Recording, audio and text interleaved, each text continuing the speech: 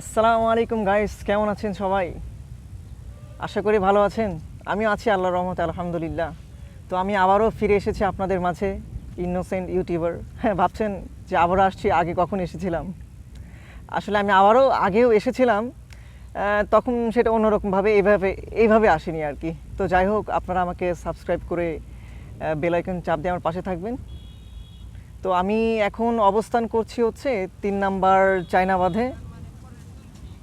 এটা হচ্ছে সিরাজগঞ্জ সদরে 3 নাম্বার চায়নাবাদ। মোটামুটি রোদ হলেও অনেকটা বাতাস এখানে আর কি, আল্লাহর রহমতে। তো নতুন নতুন ভিডিও পাওয়ার জন্য আমার চ্যানেলটাকে সাবস্ক্রাইব করে রাখবেন, বেল আইকন বাজিয়ে রাখবেন, লাইক কমেন্ট করবেন।